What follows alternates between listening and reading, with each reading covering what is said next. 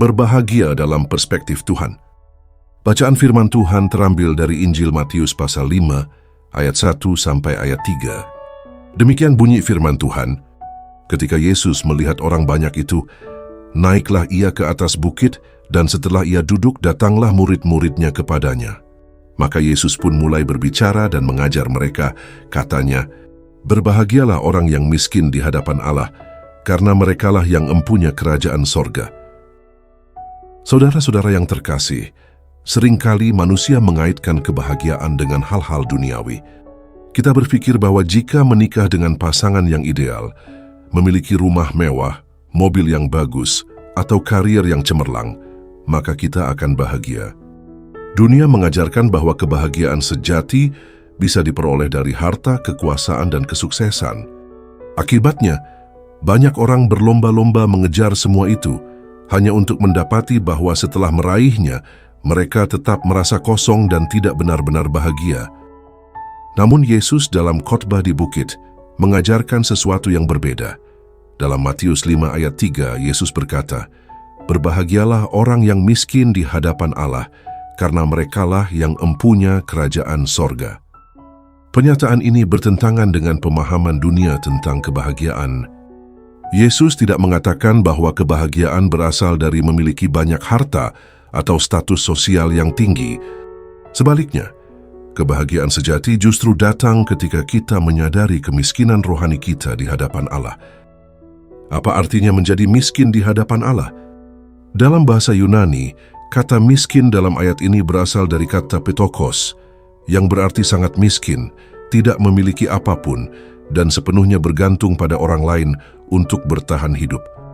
Dengan kata lain, miskin di hadapan Allah bukan berarti miskin secara materi, tetapi menyadari bahwa kita tidak dapat menyelamatkan diri sendiri dan sepenuhnya bergantung pada Allah untuk segala sesuatu, terutama dalam hal rohani. Orang yang miskin di hadapan Allah adalah mereka yang memiliki kerendahan hati, yang menyadari bahwa tanpa Tuhan mereka tidak memiliki apa-apa. Mereka tidak mengandalkan kekuatan, kebijaksanaan atau kekayaan mereka sendiri, tetapi sepenuhnya berserah kepada Tuhan. Ini berlawanan dengan sikap sombong dan merasa cukup tanpa Tuhan. Mengapa orang yang miskin di hadapan Allah dikatakan berbahagia? Yesus mengatakan bahwa mereka yang miskin di hadapan Allah empunya kerajaan sorga. Artinya mereka menerima kasih karunia dan kebenaran dari Allah.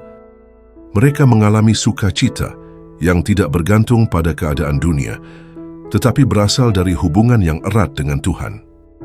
Di dunia ini, kebahagiaan seringkali bersifat sementara. Ketika seseorang mencapai sesuatu yang diidamkan, kebahagiaan itu mungkin hanya bertahan sesaat. Namun, kebahagiaan yang diberikan Tuhan bersifat kekal karena berasal dari janjinya yang tidak berubah. Salah satu contoh dalam Alkitab adalah perumpamaan tentang orang Farisi dan pemungut cukai dalam Lukas pasal 18 ayat 9 sampai ayat 14. Orang Farisi merasa dirinya benar dan membanggakan perbuatannya, sedangkan pemungut cukai dengan rendah hati mengakui dosanya dan memohon belas kasihan Tuhan. Yesus menegaskan bahwa pemungut cukai itulah yang dibenarkan oleh Allah. Ini menunjukkan bahwa Tuhan berkenan kepada hati yang rendah dan bersandar sepenuhnya kepadanya. Bagaimana kita bisa hidup sebagai orang yang miskin di hadapan Allah? 1. Menyerahkan diri sepenuhnya kepada Tuhan. Kita harus menyadari bahwa tanpa Tuhan, kita tidak dapat melakukan apa-apa. Sebagai amanah dalam Yohanes 15 ayat 5 berkata, "Akulah pokok anggur dan kamulah ranting-rantingnya. Barang siapa tinggal di dalam aku dan aku di dalam dia, ia berbuah banyak, sebab di luar aku kamu tidak dapat berbuat apa-apa." Ini berarti kita harus berserah kepada Tuhan dalam segala aspek kehidupan kita, baik dalam keputusan, pekerjaan, keluarga, maupun pelayanan. 2. Memiliki kerendahan hati. Filipi 2 ayat 3 dan ayat 4 mengajarkan agar kita tidak mencari kepentingan diri sendiri, tetapi rendah hati dan menganggap orang lain lebih utama daripada diri kita. Kerendahan hati membuka pintu bagi kita untuk mengalami berkat rohani yang sejati. 3. Menjauhi kesombongan rohani. Jangan merasa cukup dan tidak membutuhkan Tuhan. Kita harus selalu haus dan lapar akan kebenaran, sebagaimana Matius pasal 5 ayat 6 berkata, "Berbahagialah orang yang lapar dan haus akan kebenaran, karena mereka akan dipuaskan," serta kita perlu terus mencari wajah Tuhan dalam doa dan firman-Nya. Yang keempat, mengandalkan Tuhan dalam segala hal. Jangan hanya bersandar pada hikmat sendiri, sebagaimana Amsal pasal 3 ayat 5 sampai ayat 6 berkata, "Percayalah kepada Tuhan dengan segenap hatimu, dan janganlah bersandar kepada pengertianmu sendiri. Akuilah Dia dalam segala lakumu, maka Ia akan meluruskan jalanmu." Percayalah bahwa Tuhan adalah sumber segala sesuatu, dan Dia yang memimpin langkah hidup kita.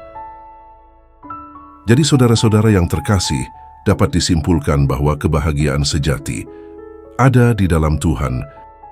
Dunia menawarkan banyak definisi kebahagiaan, tetapi semuanya bersifat sementara dan tidak dapat memberikan kepuasan sejati.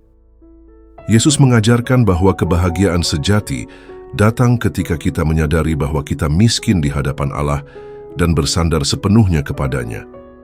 Hanya dengan cara inilah kita dapat mengalami damai sejahtera dan sukacita yang tidak tergantung pada keadaan, tetapi berasal dari kasih Tuhan yang kekal. Jadi marilah kita hidup dengan hati yang rendah, terus mengandalkan Tuhan, dan mengalami kebahagiaan sejati yang dijanjikan Yesus kepada mereka yang miskin di hadapan Allah. Amin. Tuhan Yesus memberkati.